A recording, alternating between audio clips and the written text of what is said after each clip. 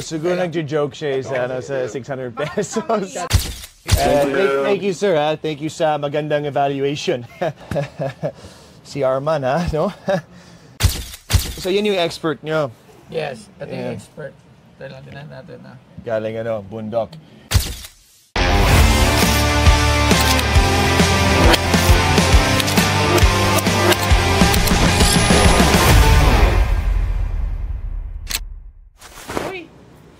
It's my time. Wow. Oh, it's your time. Makabawi ka. Hello po. Hello. Oh. Walang yung nagbebenta ko. Ibang klase So, Nico Loco. Last kilala mo ba yan? Sige nga, sino yan? Nakita ko lang siya sa FB. Sa FB. Sa FB? Okay. Si Nico Loco. Nico Loco, taga saan ka? Taga-Italy po. Oh, Italy. Yeah, Italiano ako. Italiano. Gano'n ka nakatagal dito sa Pinas? 7 years na, boss. Medyo matagal na. So, before pandemic pa? Yes, before pandemic. Nag-start ako sa You're My Foreignoy. You're My Iba yun, boss, Foreignoy. Show sa Ibulaga. Nanalo ko ng You're My Foreignoy. So, after that, tuloy-tuloy yung career ko dito sa Pinas. Siyempre, Italiano. Alam mo na mga Italiano, mostly, puro mga handsome, tsaka mga martaos. Sabi nila Hindi ko alam. Hindi, totoo. Di ba? Jojo. Wala ka rin mga Italiano, Tapos may mga balbas. Balbas, yes. Tapos, laki yung Tapos ang ilong. Laki yung future. Malaki yung future. Ano ang dala mo rito? Meron akong very special piece that I wanna offer you guys today. Sobrang close to sa puso ko kasi Italiano ako and yung lolo ko nag-fight siya sa war dati. He was a soldier during that time, mga 1950s. So itong coins, they're actually from his time during the war. And yung lolo ko, I'm named after him. So my real name is Nicola Recciapi. Loco is my middle name. So itong coins. Repubblica Italiana. Yeah.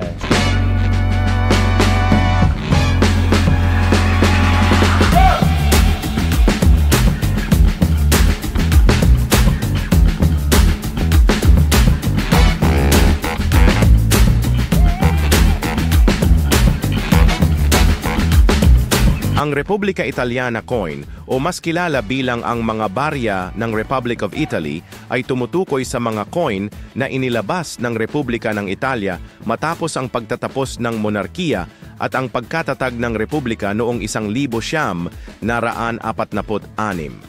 Matapos ang World War II, ang Italia ay naging isang republika at ang kanilang mga barya ay nagkaroon ng mga simbolo at disenyo na nagtatampok ng bagong pag-usbong ng bansa.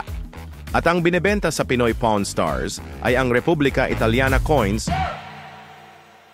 Sobrang rare yung mga coins na to, I'm not sure if you guys have seen them before. Emmanuel Redi Italia. Puro Italian coins. Yeah. Sobrang rare to. Pero, yun.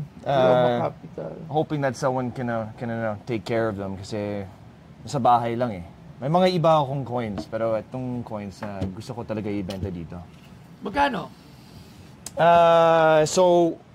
Pangkarera, pang show at sa lahat. Basta Bomex lang, number 1.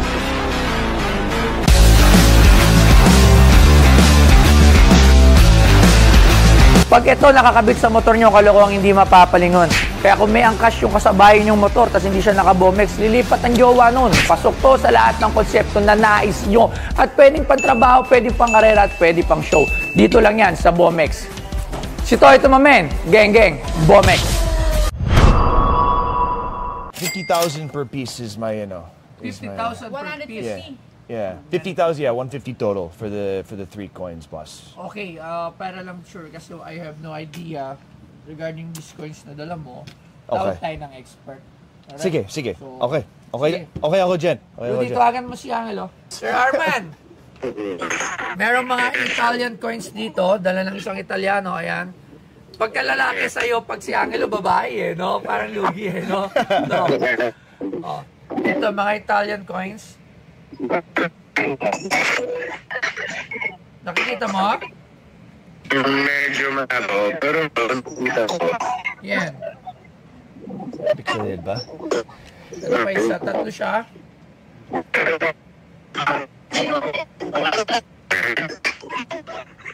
Ito pa isa.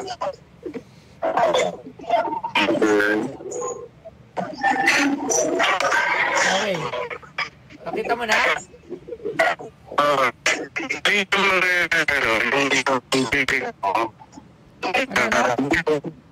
Components niya eh. Yung pangalawa, hindi ko so, Sa bundok pa siya? Nasa show. isa super around 600 pesos. Around 600 pesos. Alright. Joke lang yan, joke lang. 600 pesos. Gusto ko yung, yung comedy, pero seryoso lang. Yung isa. Seryoso ah. Boss Arman, pwede mo ba i-chat kung magkano? Kasi choppy siya each.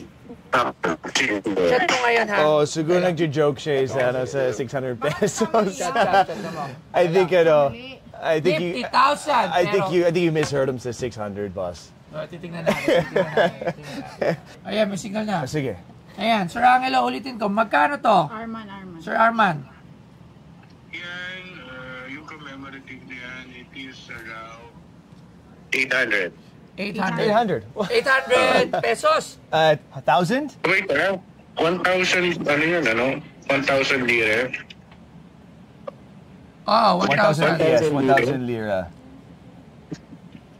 Wait lang ha. Confirm ko, hindi ko kabisado yung price yan. Check ko muna. Ito isa. Yan around 500 pesos na. 500 to 600 pesos. 1,000. Pesos only. Ito isa. Pesos. Parang Yung ano, Benicio, Starbucks. yung Vittorio, parang pangit pala ng kondisyon eh. Parang 300 lang yan. Parang kape. 300 pesos. Parang kape. Ito isa. Okay. Wait lang ha. 1970. I-chat ko sa'yo. Okay. I-chat ko sa'yo. Sa Confirm last ko lang. coin. Check natin to. Ito 800. 800 pesos, sabi niya? Yes, dalaw. Like 800.00. Okay. 00. Sige, wait natin sa Sa palas. Sa last coin. Okay. 150,000. Magkano? 800. So yun yung expert nyo. Yes. Ito yung Yeah. expert. Tignan natin na. Galing bundok. Galing bundok. Galing bundok yung expert. Hindi, kasi, ito na. Sir Arman, How much? Sir Armani. Ulitin natin. Yung nauna, 1,000 pesos. 1,000 pesos. Wow. Yes. 1,000. Second, 500, 500. 300. Yan. 1,800. Maraming salamat, Sir Arman. Sir Arman. Thank you very much. Thank you very much. Thank you, sir. Thank you sa magandang evaluation. Okay. Si Arman, no? 1,800. That is the selling price. So tatawad pa ako.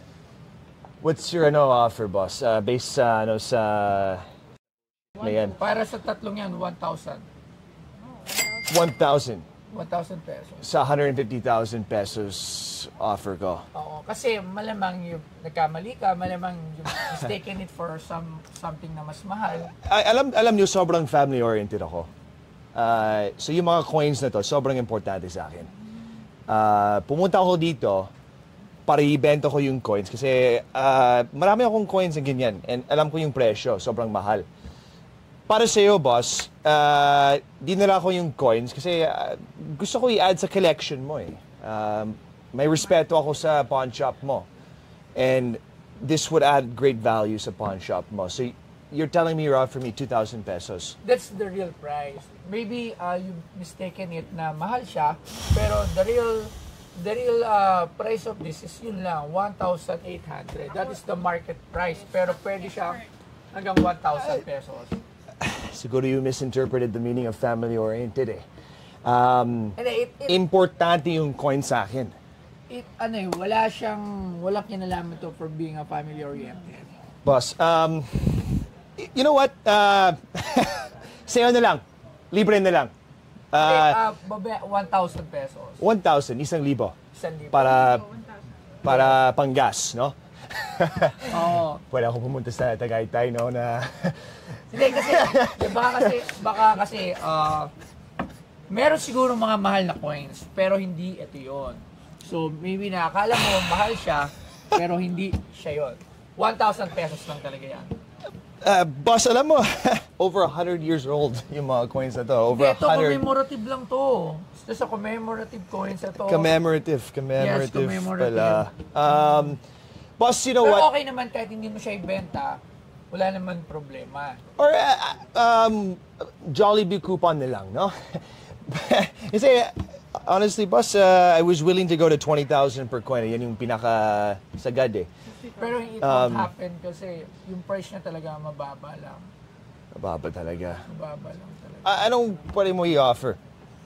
Hanggang 1,000. Hanggang 1,000 pesos. Yun lang. Yun lang. Yung gold chain sa kabila, baka pwede yan. Hindi yun po pwede talagang 1,000 pesos. 150 eh.